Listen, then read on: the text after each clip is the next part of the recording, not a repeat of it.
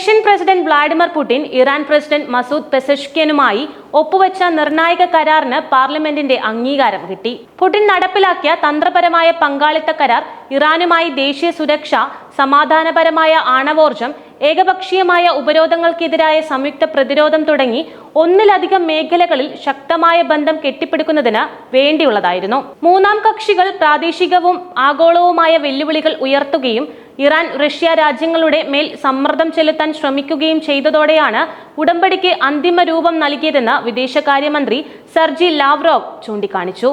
ഇറാന്റെ ആണവ പ്രവർത്തനങ്ങൾ ആയുധങ്ങൾ വികസിപ്പിക്കാൻ ഉപയോഗിക്കാൻ കഴിയില്ലെന്ന് ഉറപ്പാക്കാൻ വേണ്ടത്ര നിയന്ത്രണം ഏർപ്പെടുത്തിയില്ലെങ്കിൽ ഇറാനെതിരെ സൈനിക നടപടി സ്വീകരിക്കുമെന്ന് ട്രംപ് സമീപ ആഴ്ചകളിൽ ഭീഷണിപ്പെടുത്തിയിരുന്നു.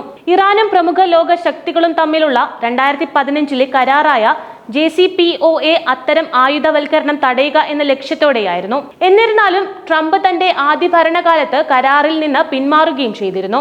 ഇസ്രായേൽ പ്രധാനമന്ത്രി ബെഞ്ചമിൻ നെതന്യാഹുവിനൊപ്പം ചേർന്ന് കരാറിനെ ഇതുവരെയുള്ളതിൽ വെച്ച് ഏറ്റവും മോശം എന്ന് അപലപിക്കുകയും ചെയ്തു. ഇതിനിടെ ഇറാനുമായി സമാധാന ചർച്ച വേണമെന്ന ട്രംപിന്റെ ആവശ്യം ശക്തമായതോടെ അമേരിക്കയും ഇറാനും ഇറ്റലിയിലും ഒമാനിലും പരോക്ഷ ചർച്ചകളിൽ ഏർപ്പെട്ടു. പുതിയ കരാർ ഇറാൻ സമ്പുഷ്ടീകരിച്ച യുറേനിയം ശേഖരം പൊളിച്ചു മാറ്റുകയോ മറ്റു രാജ്യത്തേക്ക് മാറ്റുകയോ ചെയ്യണമെന്ന് അമേരിക്കൻ ഉദ്യോഗസ്ഥർ നിർബന്ധിക്കുന്നുണ്ട്. റഷ്യയാണ് സാധ്യതയുള്ള സ്ഥാനാർത്ഥിയെന്ന് ദി ഗാർഡിയൻ ഉദ്ധരിച്ച വൃത്തങ്ങൾ അവകാശപ്പെടുന്നു.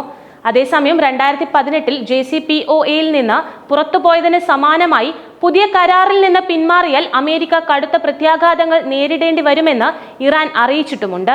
ഇറാന്റെ സിവിലിയൻ ആണവ പദ്ധതിയെ പിന്തുണയ്ക്കുന്നതിൽ റഷ്യ ഒരു പ്രധാന പങ്ക് വഹിച്ചിട്ടുണ്ട്, പ്രത്യേകിച്ച് ബുഷഹർ പവർ പ്ലാന്റിന്റെ നിർമ്മാണത്തിലൂടെ. 1979 ഇസ്ലാമിക വിപ്ലവത്തിന് മുൻപ് ജർമ്മൻ ഡെവലപ്പർമാരെ ഉൾപ്പെടുത്തിയിരുന്ന ഈ പദ്ധതി 1990കളിൽ റഷ്യയുടെ സ്റ്റേറ്റ് അറ്റോമിക് ഏജൻസിയായ റോസാറ്റം ഏറ്റെടുത്തപ്പോൾ പുനരുജ്ജീവിപ്പിച്ചിരുന്നു.